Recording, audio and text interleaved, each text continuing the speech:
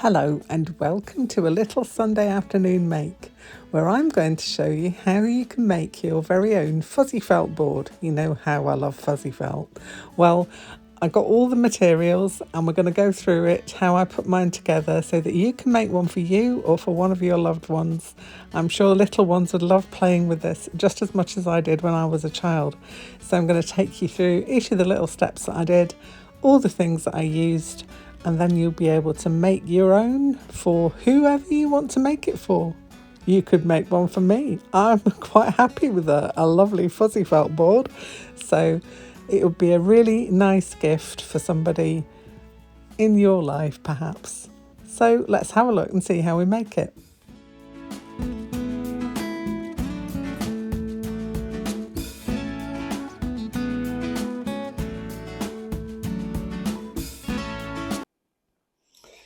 Okay, so if you want to play along with me, then this is what you're going to need. Just get myself comfy. It's absolutely pouring it down with rain outside, but just perfect for doing something like this today. So what you're going to need, first of all, the most important thing, let me move all these things off, gathered all my supplies together.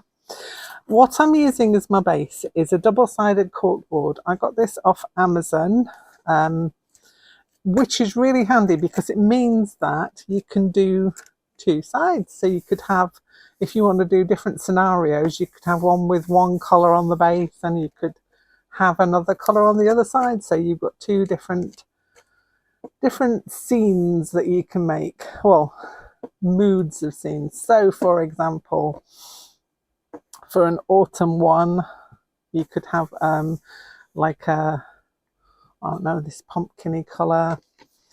And for a sea scene, you could have like a greeny blue, or you could have a sky that you can then put other bits on.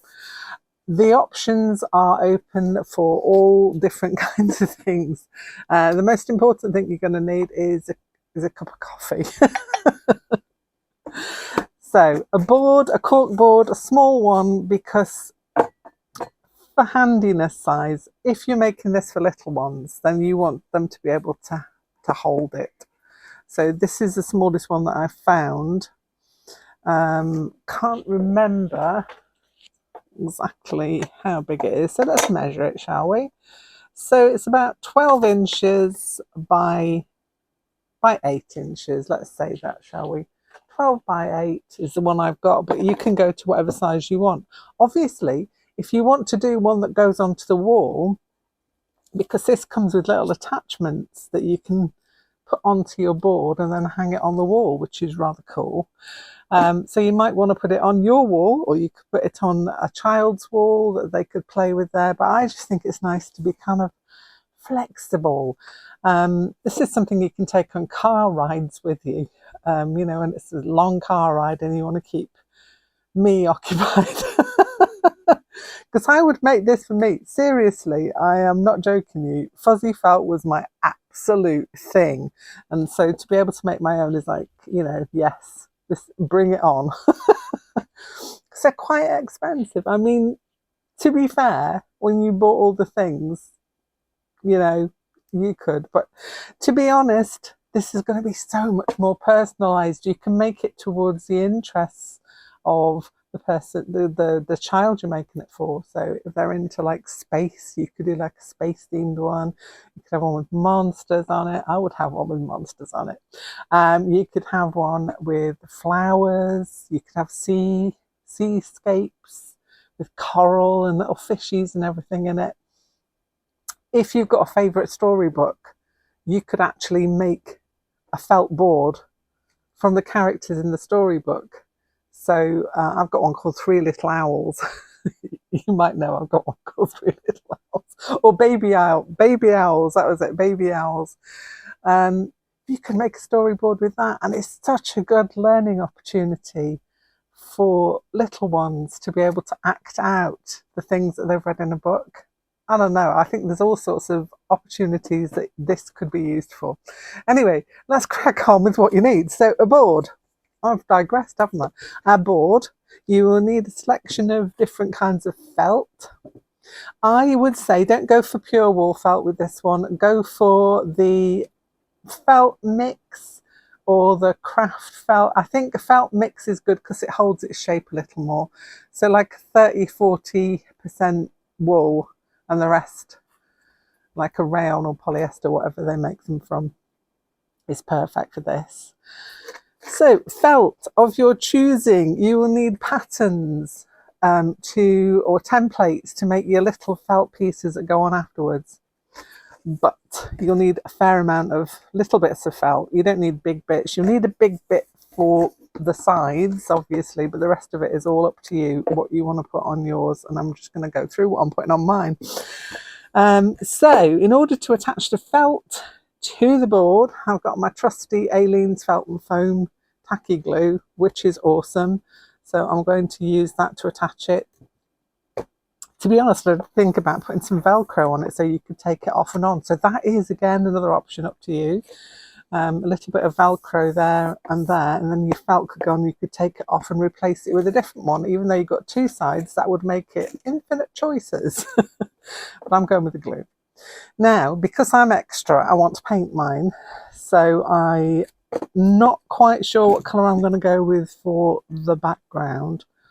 But I think I'm going to be using this Americana acrylic paint, which is great because it dries very matte. And then I'm going to, just for safety's purpose, well, not for keeping it good and nice and scratch proof, I'm going to go over it with some of this furniture wax, finishing wax, just to protect it when it's painted. So you're going to need some pins. You're going to need a good set of scissors with a pointy bit so that you can get into all the nooks and crannies of all the things that you're going to cut out. Once you get started with this, it's kind of like, oh, I could do that with it, and I could do that with it as well. So yeah, it's got room for manoeuvre. Another thing that you're going to need is a little scrubby pad. And I'll explain that later because you won't need it just now, but you will need it. Well, it really is up to you whether you use this or not, but I'll show you the results of when you do use that. Okay, so let's get going. I've got to decide what colour I'm going to paint my edges. Okay, so I've decided that I'm going to use this Deco Art. It's French grey blue. Kind of a nice greyish bluish colour, which I think fits for what I want. Now you choose the colour that you like, or that the child that you're making this for will like. And oh, that needs a bit more mixing up. Let's give it some squidgeroos. So before I put my grey base on, I decided to go in with a coat of gesso first, just to give the grey something else to grip onto. It doesn't matter if it gets on your cork because it's going to be covered up.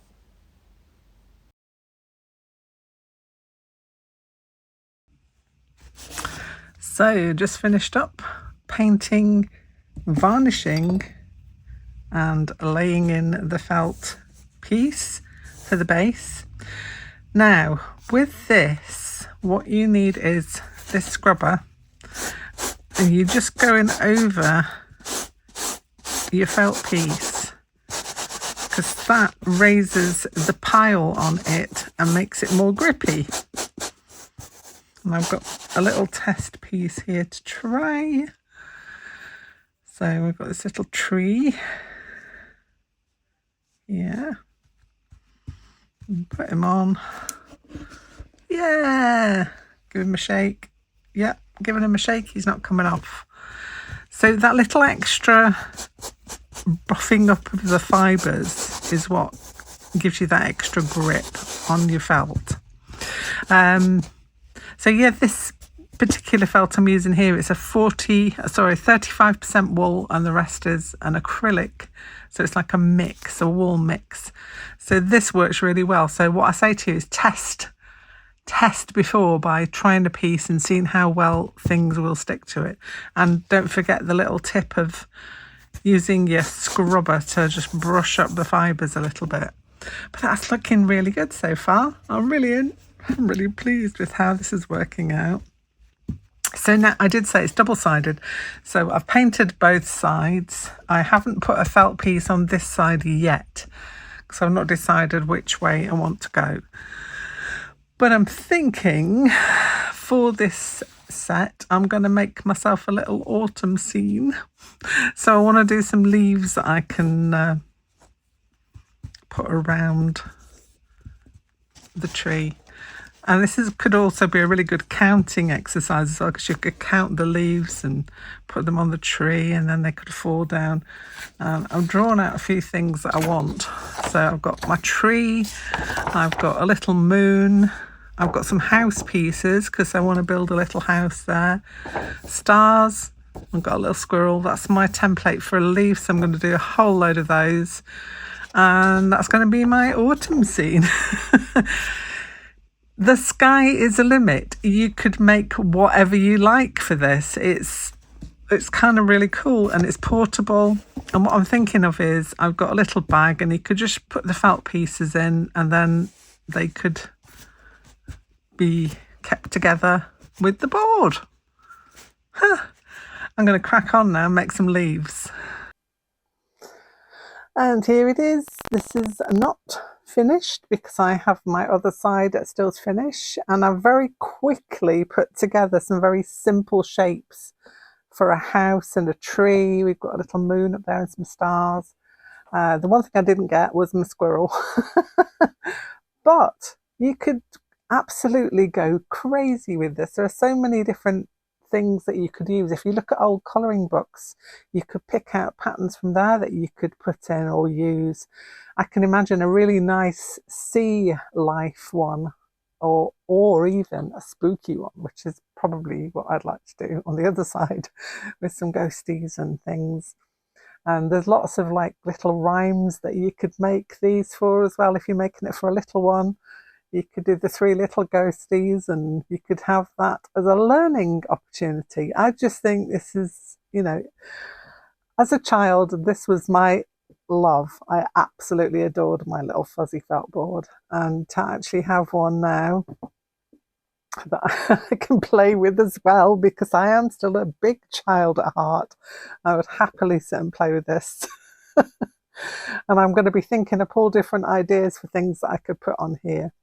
So also you could put like more background in, you could put some like felt hills and stuff, you know, you could have people in here, you could have an owl in here, of course you could.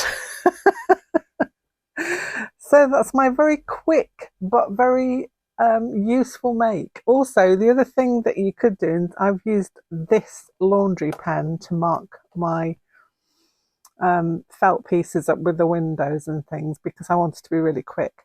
But if you wanted to make it really special, you could kind of embroider some details onto these things as well, and they'd be really special pieces that you could use for a relative, a granddaughter, a daughter, you know, or me.